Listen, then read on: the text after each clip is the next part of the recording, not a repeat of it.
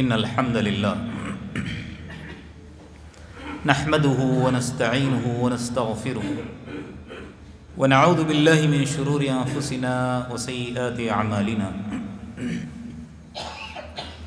من يهده الله فلا مضل له ومن يضلل فلا هادي له وأشهد أن لا إله إلا الله وحده لا شريك له وأشهد أن محمدًا عبده ورسوله أما بعد فإن خير الحديث كتاب الله وخير الهدي هدي محمد صلى الله عليه وسلم وشر الأمور محدثاتها وكل محدثة بدعة وكل بدعة ضلالة وكل ضلالة في النار أو كما قال عليه الصلاة والتسليم أعوذ بالله من الشيطان الرجيم بسم الله الرحمن الرحيم يا أيها الذين آمنوا اتقوا الله حق تقاته ولا تموتن إلا وأنتم مسلمون يا أيها الناس اتقوا ربكم الذي خلقكم من نفس واحدة وخلق منها زوجها وبث منهما رجالا كثيرا ونساء واتقوا الله الذي تساءلون به والأرحام إن الله كان عليكم رقيبا يا أيها الذين آمنوا اتقوا الله وقولوا قولا سديدا يصلح لكم أعمالكم ويغفر لكم ذنوبكم ومن يطع الله ورسوله فقد فاز فوزا عظيما وقال الله عز وجل في موضع آخر يا أيها الذين آمنوا قوا أنفسكم وأهليكم نارا وقودها الناس والحجارة عليها ملائكة غلاظ شداد لا يعصون الله ما أمرهم ويفعلون ما يؤمرون رب اشرح لي صدري ويسر لي أمري واحلل عقدة من لساني يفقهوا قولي ربي زدني علما سبحانك لا علم لنا إلا ما علمتنا إنك أنت العليم الحكيم حاضرین جمعہ، اسلامی ماں اور بہنوں اور پیارے بچوں، ہر قسم کی بزرگی، بڑائی، تعریف، توصیف، تمجید، ثنا، مجد ایک اللہ وحدہ لا شریک کے لیے ہی لائق اور زیبا ہے، جو کہ اس ساری کائنات کا تنہا مالک ہے، خالق ہے، حاکم ہے۔ بعدہ درود ہو، سلام ہو سارے انبیاء علیہم السلام پر، خصوصاً تمام انبیاء کے سردار حضرت محمد صلی اللہ علیہ وسلم پر، آپ کے اصحاب، تابعین اور تبع تابعین پر۔ اس مختصر سی حمد اور درود کے بعد سورۃ التحریم کی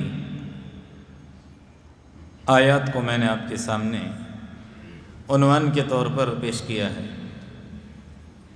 ان آیات کو ہی عنوان بنا کر اولاد کی تربیت کے تعلق سے کچھ باتیں انشاءاللہ عرض کرنے کی کوشش کروں گا۔ اللہ تبارک و تعالی جتنی باتیں میں کہوں ان تمام باتوں کو اور جو بھی باتیں بیان کی جائیں گی اس کے مطابق اللہ تبارک و تعالی مجھ کو اور آپ کو اپنی اولاد کی ہو یا اپنی خود ذات کی ہو اصلاح کرنے کی توفیق عطا فرمائیں، آمین یا رب العالمین۔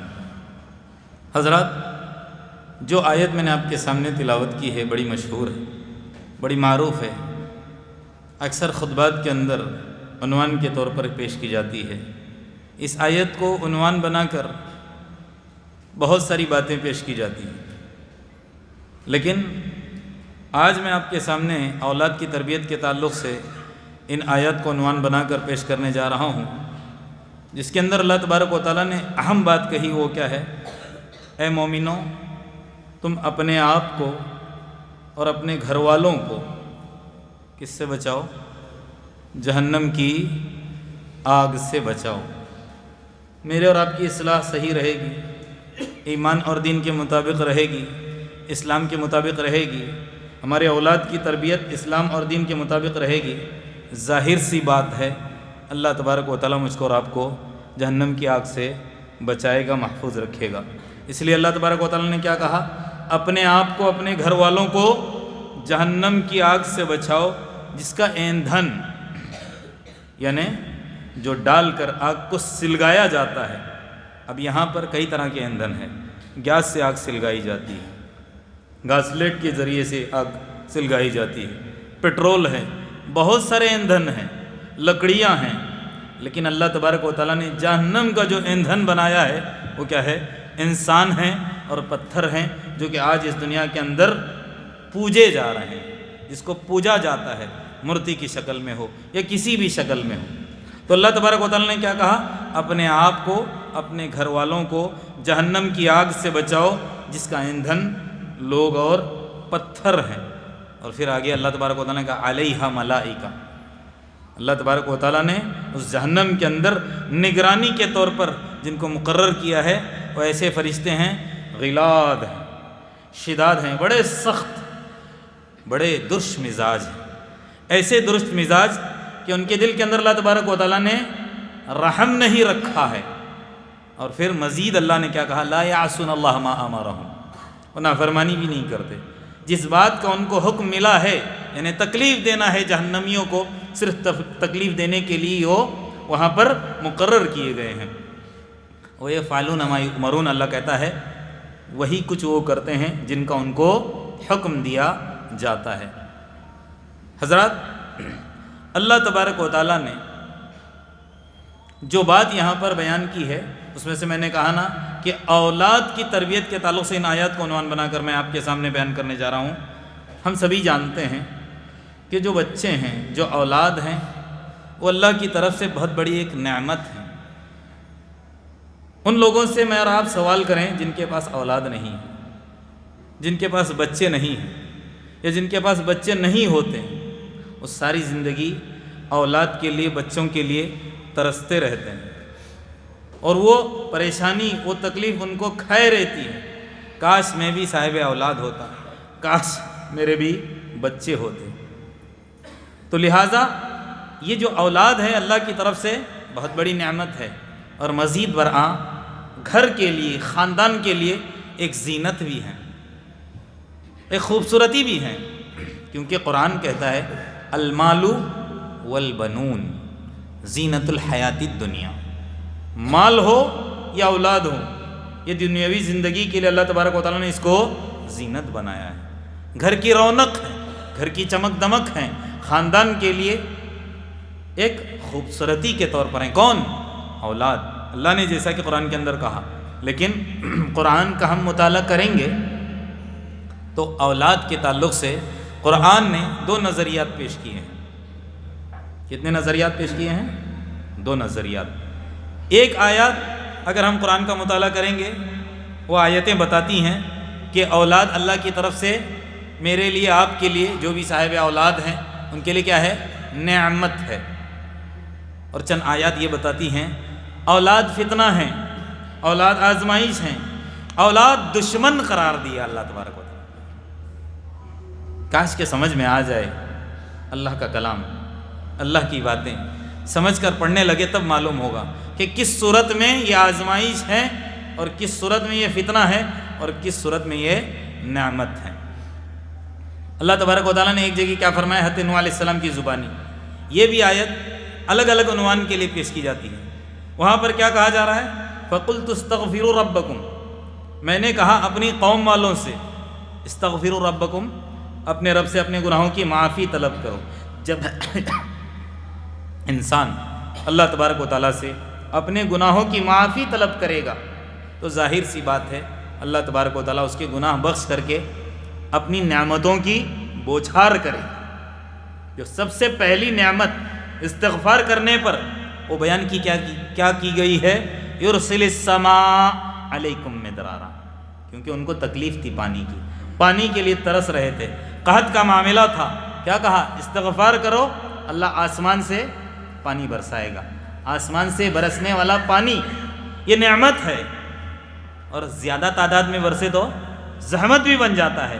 ایسے ہی اولاد کے تعلق سے بھی قرآن نے کیا کہا؟ اولاد نعمت بھی ہے، اولاد آزمائش بھی ہے. تو آگے کیا کہا؟ یمددکم باموال و بنین. اللہ تبارک و تعالیٰ استغفار کرنے کی وجہ سے تم کو اولاد سے بھی نوازے گا اور اموال سے بھی نوازے گا. یہاں اللہ تبارک و تعالیٰ نے جو اسلوب بیان کیا ہے، یہاں جو بات بیان کی ہے، اموال اور اولاد سے مراد نعمت ہے. استغفار کی شکل میں اللہ تبارک و تعالیٰ نعمت کے طور پر تم کو کیا کرے گا؟ اولاد دے گا. اور اس سے ہٹ کر دوسرے کے اللہ نے کیا فرمایا؟ انما اموالکم و اولادکم فتنہ. تمہارے بچے، تمہاری اولاد تمہارے لیے کیا ہیں؟ آزمائش. اور سورہ تغابن کے اندر اللہ نے کیا کہا؟ بڑی سختی کے ساتھ، اے ایمان والو یا ایھا الذین آمنوا ان من ازواجکم و اولادکم.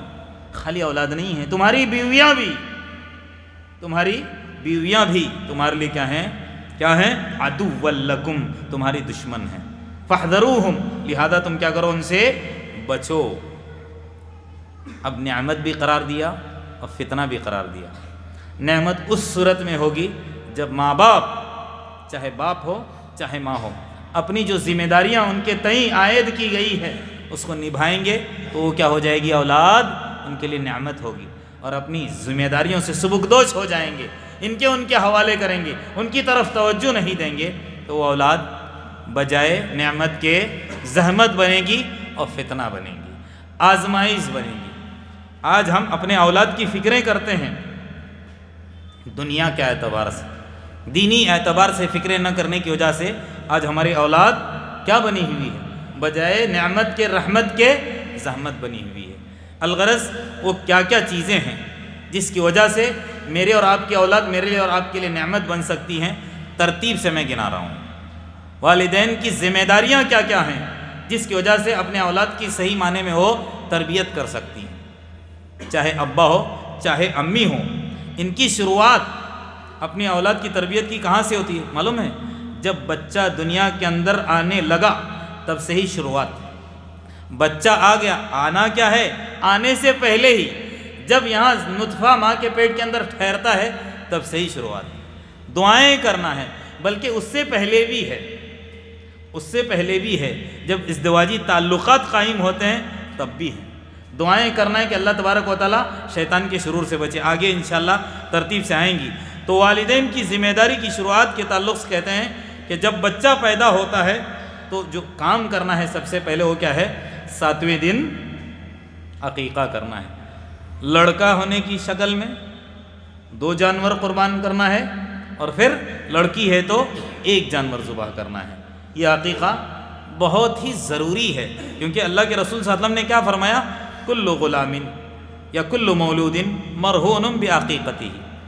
جب تک صاحب حیثیت انسان، دیکھیے جن کے پاس حیثیت نہیں ہوتی ہے، طاقت نہیں ہوتی ہے، پیسہ نہیں ہوتا، وہ تاخیر کر سکتا ہے. ورنہ 7ویں دن بچے کے عقیقے کے تعلق سے کیا فرمایا اللہ کے رسول صلی اللہ علیہ وسلم نے؟ ہر بچہ اپنے عقیقے کے ساتھ وہ جڑا ہوا ہے، یعنی وہ گروی رہتا ہے. جب تک اس کا عقیقہ نہیں کیا جاتا یوں سمجھ لیجئے مرہون ہے، وہ گروی رکھا ہوا ہے. وہ اس کی جو عقیقہ کرنے کے بعد ہی وہ چیز اس کے اوپر سے ختم ہو جاتی ہے. تو سب سے پہلے جو ہم کو کام کیا کرنا ہے؟ بچہ پیدا ہونے کے بعد 7ویں دن بچے کا عقیقہ کرنا ہے. اچھا، ایک اور چیز وہ کیا ہے؟ بچوں کا نام. اچھے نام رکھنے چاہیے بچوں کے. آج ہم نام رکھتے ہیں بچوں کے بڑے ڈیزائنر، مطلب پوچھنے کے لیے آتے ہیں فلانا نام میں اپنے بچے کا رکھنا چاہتا ہوں، اس کا مطلب کیا ہے؟ اس کا معنی کیا ہے؟ اگر ہم نے کہا کہ یہ نام صحیح نہیں ہے، نہیں بہت اچھا لگ رہا ہے، آپ معنی بتا دیجیے، بھلے ہی کیسا ہی معنی کیوں نہ ہو. بس آج کل جو لگ رہا ہے نا بڑے ڈیزائن کے نام ویسے رکھنا چاہتے ہیں. نام ہم کو کیسے رکھنا ہے؟ اللہ کے رسول صلی اللہ علیہ وسلم نے فرمایا ہے احب الاسماء الی اللہ عبداللہ عبد الرحمن. اللہ تبارک و تعالیٰ کے نزدیک محبوب اور پسندیدہ نام وہ کیا ہیں؟ عبداللہ اور عبد الرحمن ہیں. اس کے علاوہ اللہ جتنی صفات جتنے نام بیان کیے گئے ہیں ان کو عبد کے ساتھ جوڑ کر عبد الباعث رکھیے، عبد الوارث رکھیے، عبد المہیمن رکھیے، عبد المؤمن رکھیے، جتنے بھی اللہ کے نام ہیں اس کو اگر لڑکے ہونے کی صورت میں، اگر لڑکیاں ہوں تو صحابیات کے نام رکھیے، صحابیات کے نام پر ان کا نام موسوم کیا جائے، اچھے اچھے نام ہے نا، تاریخ کے اندر سیرت کے اندر ملتے ہیں، صحابیات کے نام ہیں، صحابہ کے نام ہیں، انبیاء کرام کے نام ہیں، خوبصورت خوبصورت پیارے پیارے نام ہیں، وہ نام رکھیں۔ وجہ کیا ہے پتہ ہے؟ اللہ کے رسول صلی اللہ علیہ وسلم نے کہا کہ نام کا اثر بچوں پر پڑتا ہے۔ سب سے پہلے کیا ہے، لوگ بغیر مطلب کے بہت سارے ایسے نام رکھتے ہیں جو کہ شرکیہ ہوتے ہیں۔ الحمدللہ ہماری طرف تو یہ نہیں ہے، لیکن بر صغیر کے اندر بہت سارے ایسے لوگ ہوں گے نام رکھے ہیں غلام رسول، عبد النبی، عبد الرسول، یہ سب نام کیا ہیں؟ شرکیہ ہیں، اسلام اس کی اجازت نہیں دیتا۔ اللہ کے رسول نے بہت سارے صحابہ کرام کے نام اسلام کے اندر داخل ہونے کے بعد تبدیل کیے ہیں۔ خصوصاً ایک واقعہ میں بیان کرتا ہوں، حضرت سعید بن مسیب بیان کرتے ہیں کہ ان کے دادا کا نام حزن تھا۔ کیا نام تھا؟ حزن تھا۔ حزن کے معنی ہے غم کے، پریشانی کے، ٹینشن کے۔ اللہ کے رسول صلی اللہ علیہ وسلم نے ان کے دادا سے کہا، یہ کہتے ہیں سعید بن مسیب، یہ تابعی ہیں، کہتے ہیں کہ ہمارے دادا سے اللہ کے رسول صلی اللہ علیہ وسلم نے کہا کہ آپ اپنا نام بدلیے، حزن نکالیے، بہت بہترین عبداللہ عبد الرحمن رکھیے۔ تو انہوں نے کہا کہ ہمارے ابو نے رکھا ہے بڑے پیار سے، رہنے دیجیے۔ اور انہوں نے اللہ کے رسول کی بات نہیں مانی اور نام نہیں بدلا، حزن ہی تھا۔ کہتے ہیں کون؟ ان کے پوتے۔ ہمارے دادا نے تو نام نہیں بدلا، لیکن جہاں تک میں نے ہوش سنبھالا ہے، جب سے میں نے ہوش سنبھالا ہے، میں دیکھتا ہوں ہمارے گھر کے اندر ٹینشن ہی ٹینشن ہے، کسی نہ کسی حوالے سے پریشانیاں ہمارے گھر میں لگی رہتی ہیں۔ اپنے گھر کے اوپر کہنا کہ اس کے اثرات ہیں، کس کے؟ نام کے۔ کتنی بڑی بات ہے۔ تو یہ اولاد کی تربیت میں سے عقیقے کے بعد اچھے اچھے نام رکھنا چاہیے۔ اچھا اور بات، جب بچہ ذرا بولنے لگے نا، جب ذرا کچھ بولنے لگے، ہم لوگ کیا ممی کہو، ڈیڈی کہو، پپا کہو، یہ سکھاتے ہیں نا، اس طرح نہ سکھائیں۔ سب سے پہلے بول جو ہم کو سکھانے وہ کیا ہے؟ کلمہ طیبہ کا، اللہ کا بول سکھائیں۔ بچوں کو کہیں کہ لا الہ الا اللہ کہو، بچپن سے ہی کلمہ توحید، اللہ کی وحدانیت، اللہ کی بڑائی، یہ بچوں کو ہم سکھائیں۔ اور پتہ ہے کیا معلوم اس کا فائدہ ہوگا؟ بھلے بچہ چھوٹا ہے لیکن آپ سکھانے کی وجہ سے اس کے جو زبان سے نکلنے والے بول پر آپ کو اجر ملیں گے۔ احادیث کے اندر کیا ہے کہ ایک انسان قرآن پڑھنے کے لیے آتا ہے، سیکھنے کے لیے، شروع میں جب وہ پڑھنے لگتا ہے تو روانی نہیں رہتی، بڑی تیزی کے ساتھ، رفتار کے ساتھ نہیں پڑھ پاتا، اور وہ شناسی نہ ہونے کی وجہ سے دھیرے دھیرے جب اس کو حرف کی پہچان ہو جاتی ہے اور پڑھتا ہے تو کیا ہوتا ہے؟ اٹک اٹک کر پڑھتا ہے۔ اس کے تعلق سے اللہ کے رسول نے کیا کہا؟ الذی یقرأ القرآن ویتتعتع فیہا وعلیہ شاق لہ اجران۔ جب انسان قرآن پڑھنے کے لیے آتا ہے اور پھر اٹک اٹک کر پڑھتا ہے اور وہ پڑھنے کے لیے کوششیں کرتا ہے، تو ان انسان کے لیے اللہ تبارک و تعالیٰ نے کیا انعام رکھا ہے؟ لہو اجران، دو اجر ہے۔ ایسے ہی بچہ اگر توتلا ہوگا یا اٹک اٹک کر بولے گا، اس بول پر اس کے ماں باپ کو اللہ تبارک و تعالیٰ کیا کرے گا؟ اجر عطا کرے گا۔ اچھا اس کے علاوہ بچوں کی صحت کی فکر کریں۔ کیا مطلب ہے اس کا؟ بچوں کی صحت کی فکر کریں، جسمانی صحت کی فکر۔ بچوں کو اچھے اچھے پیارے پیارے عمدہ کھانے دیں۔ ہم بچوں کو کرکرے کھلاتے ہیں، لیس کھلاتے ہیں، جو بچہ ضد کرتا اٹھا کر وہ دے دیتے ہیں، اس کی صحت پر اثر پڑتا ہے، مضر اثرات پڑتے ہیں۔ یہ تو میں چھوٹے بچوں کے تعلق سے کہہ رہا ہوں۔ بچہ بڑا ہوتا ہے، نشے کا عادی ہوتا ہے، ادھر ادھر کی چیزیں کھاتا ہے، دن بدن اس کی صحت بگڑتے جاتی ہے، ماں باپ اس کی طرف توجہ نہیں دیتے ہیں، بہت غلط بات ہے۔ اپنے اولاد کی صحت کی فکر ماں باپ کو ہی کرنی چاہیے، چھوٹا ہو یا ذرا بڑا کیوں نہ ہو، کس کے ساتھ اٹھتا بیٹھتا ہے، کیا کیا کھاتا ہے، کیوں دن بدن میرا بچہ دبلا ہوتے جا رہا ہے، کیوں اس طرح اس کی صحت دن بدن بگڑتے جا رہی ہے، اس کی طرف توجہ دینا ضروری ہے۔ عرب کے اندر پتہ ہے جب بچہ پیدا ہوتا تھا، بچہ پیدا ہونے کے بعد شہری لوگ دیہات کے اندر بھیج دیتے تھے تاکہ ہمارا بچہ صحت مند ہو کر آئے۔ رضاعت کا سلسلہ چلتا تھا، دیہاتی عورتوں کے حوالے کیا جاتا تھا۔ خود اللہ کے رسول صلی اللہ علیہ وسلم کو کس نے دودھ پلایا؟ حلیمہ دائیہ علیمہ سعدیہ رضی اللہ عنہ نے کیا کیا ہے؟ دودھ پلایا ہے کہ نہیں؟ تو اس زمانے کے اندر کیا تھا؟ یہ بچوں کی صحت کی فکریں کی جاتی تھی۔ آج ہماری بھی ذمہ داری ہے، جو پیارا کھانا ہو، جو عمدہ کھانا ہو، دودھ ہو، انڈے ہو، وہ کھانے جس سے ہمارے بچوں کی صحت بنتی ہے، اس طرح کے کھانے دیں بچوں کو، اور ایسے کھانے جس سے ہمارے بچوں کی صحت بگڑتی ہے، بیمار پڑ سکتا ہے بچہ، ایسے کھانوں سے کیا کریں؟ ہم بھی پرہیز کریں، بچوں کے سامنے نہ کھائیں۔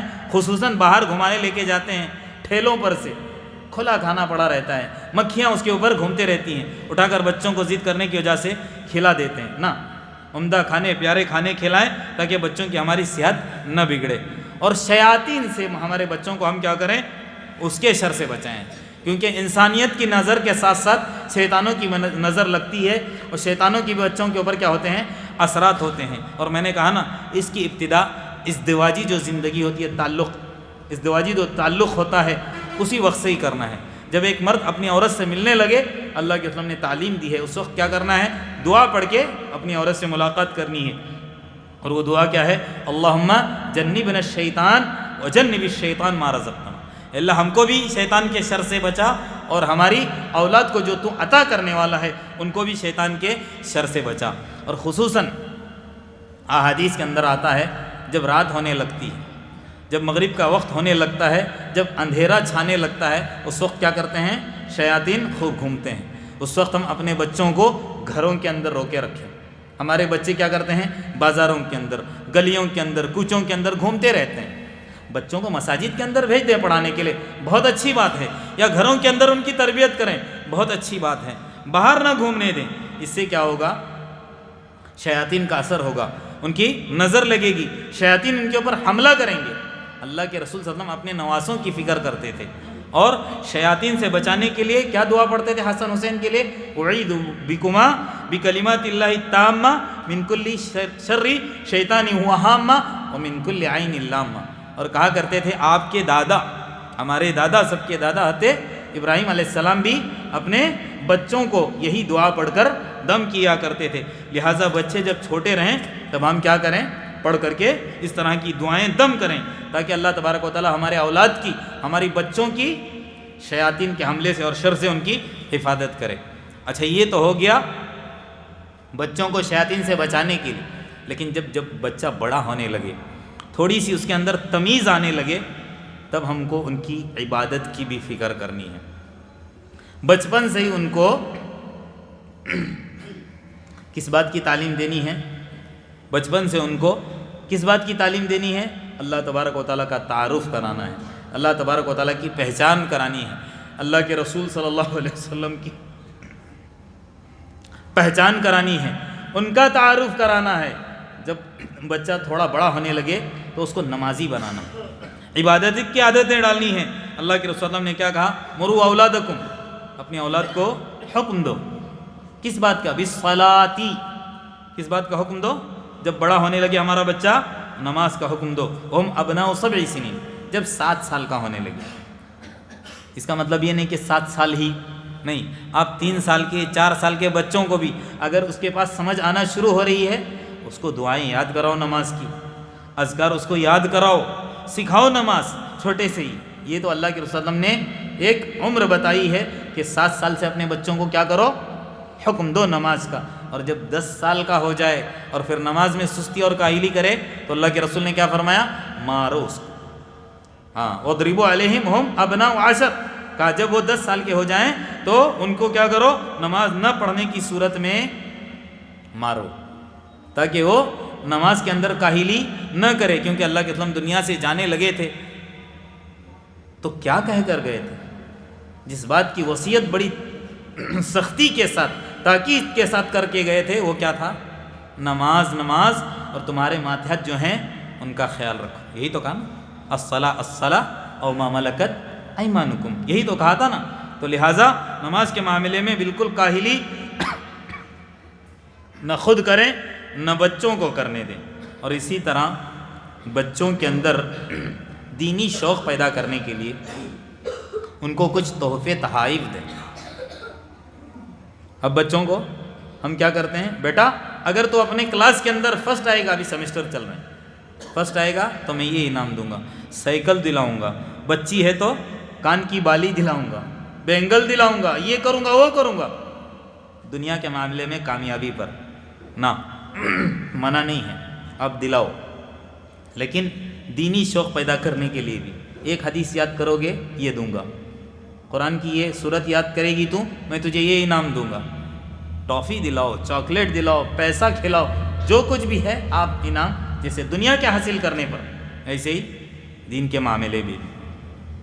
ابراہیم بن آدھم رحمہ اللہ ایک تابعی گزرے ہیں، ان کے تعلق سے آتا ہے کہ ان کے ابا ان سے کہتے تھے، کیا کہتے تھے، بیٹا اگر تو ایک حدیث یاد کرے گا تو میں تجھے کیا کروں گا، ایک دینار کے لالچ میں میں کیا کرتا تھا، 5 10 حدیثیں یاد کر کے آتا تھا اور ابا کو سناتا تھا، اور ابا مجھے کیا کرتے تھے، بدلے میں دینار عطا کرتے تھے۔ تو یہ آج کا معاملہ نہیں ہے، پہلے سے برسوں سے چلا آ رہا ہے کہ بچوں کے اندر دینی شوق پیدا کرنے کے لیے تحفے تحائف دیا جاتا تھا۔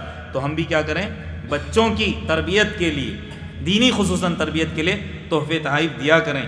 اور بچوں کی جو اہم تربیت میں نے کہا نا، اس میں سب سے پہلا معاملہ کیا ہے، اطاعت الہی۔ اللہ تبارک و تعالیٰ کا ہم اپنے بچوں کو کیا کریں، فرما بردار بنائیں، اللہ کا مطیع بنائیں، اللہ کے حکموں کو ماننے والا بنائیں، خود بھی ہم اللہ کے مطیع اور فرما بردار بنیں اور اپنے بچوں کو بھی بنائیں۔ اتباع رسول، اللہ کے رسول صلی اللہ علیہ وسلم کی اتباع کی ان کو کیا کریں، تعلیم دیں کہ اللہ کے رسول صلی اللہ علیہ وسلم کے متبع اور پیروکار بنو، اللہ کے رسول صلی اللہ علیہ وسلم کی سنتیں کیا ہیں اس کو معلوم کرائیں بچوں کو، اور پھر اس کے مطابق اس کی زندگی گزرے، اس کی ہم کیا کریں، فکر کریں، اس کے دل کے اندر اللہ کا خوف بٹھائیں، اللہ کا ڈر بٹھائیں، طہارت پاکیزگی کیا چیز ہے یہ سب بتائیں، وضو کیسے کرنا ہے، غسل کیسے کرنا ہے، جب بڑا بچہ ہونے لگے یہ سب چیزیں ضروری ہے۔ اور خصوصاً حسن اخلاق، اچھے اخلاق کے بارے میں مجھ کو اور آپ کو بہت زیادہ فکر کرنی ہے۔ اللہ کے رسول نے فرمایا، ترمذی کی روایت ہے، اس کی سند کے اندر کلام ہے، لیکن پھر بھی بچوں کی تربیت کے طور پر ہم اس کو بیان کر سکتے ہیں۔ کہتے ہیں ما نحل، اللہ کے رسول نے کہا، ما نحل والد ولدہ افضل من ادب حسن، کسی بھی والد نے اپنے بچے کے لیے حسن ادب سے بڑھ کر کوئی تحفہ نہیں دے سکتا۔ سب سے بڑا تحفہ جو اپنی اولاد کو دینا وہ کیا ہے، حسن اخلاق، اچھے اخلاق سکھائیں، بڑوں کے ساتھ کیسے پیش آنا ہے، چھوٹوں کے ساتھ کیسے پیش آنا ہے، اللہ کے رسول صلی اللہ علیہ وسلم کا کیسے انسان اللہ کا مطیع اور فرمانبردار بن جائے، کیسے اللہ کے رسول صلی اللہ علیہ وسلم کی سنت اور اللہ کے رسول صلی اللہ علیہ وسلم کی باتوں کا احترام کرنے والا اور اس کے مطابق زندگی گزارنے والا بن جائے۔ یہ سب ساری باتیں بچوں کو بچپن جیسے جیسے بڑا ہونے لگے یہ سب چیزیں سکھانا بتانا لازم اور ضروری ہے۔ اسی طرح جب ہمارے بچے اور بچیاں بڑے ہو جاتے ہیں تو ان کے نکاح کے تعلق سے بھی کہا گیا، یہ بھی تربیت کے اندر ہی آتا ہے۔ جب ہمارا بچہ جوان ہو گیا اس کی شادی کی بھی فکر کرنی ہے، اور وہ کیسے ہے، اللہ کے رسول نے فرمایا تنکح المرأۃ لأربع، کسی بھی اگر ہم اپنے بچے کو کسی لڑکی سے نکاح کرانا چاہتے ہیں تو سب سے پہلے جس بات کی ہم کو فکر کرنی وہ کیا ہے، دین ہی کے تعلق سے۔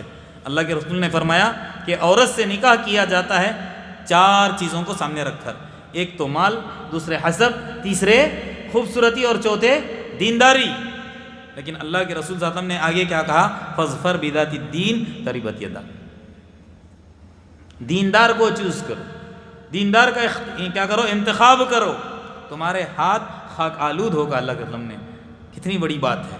اور پھر بچوں کی تربیت کے لیے ماں باپ کو نرم ہونا چاہیے، نرمی اور شفقت بہت ضروری ہے۔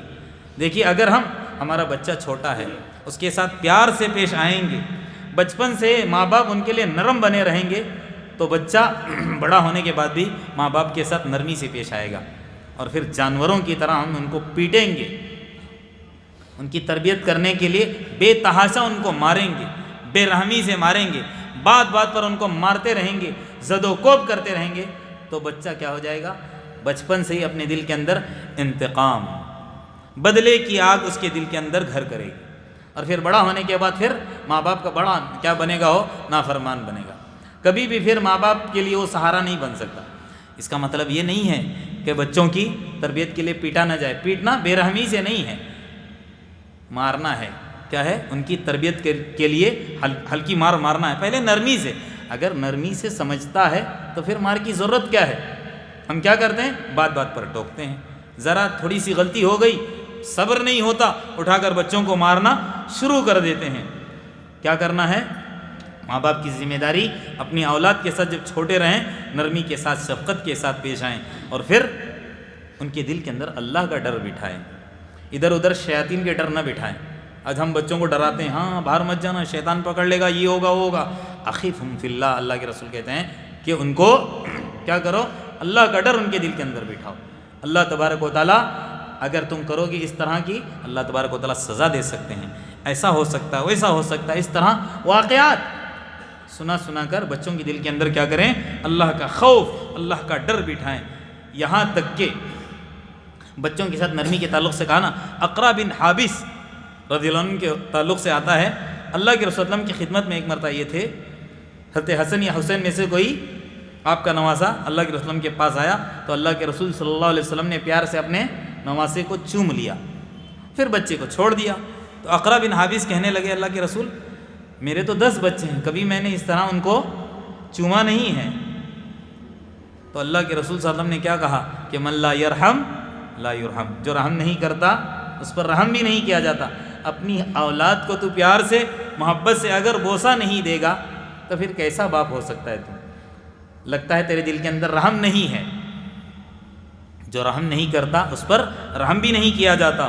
اور اللہ کے رسول میں ایک بات کہی، اذا اراد اللہ بأہل بیت خیر، اذا اراد اللہ بأہل بیت خیرا، جب اللہ تبارک و تعالیٰ کسی بھی گھر والوں کے ساتھ بھلائی کا معاملہ کرنا چاہتے ہیں، ادخل علیہم الرفق، اللہ تبارک و تعالیٰ ان کے دلوں کے اندر کیا کرتے ہیں؟ نرمی کو پیدا کرتے ہیں۔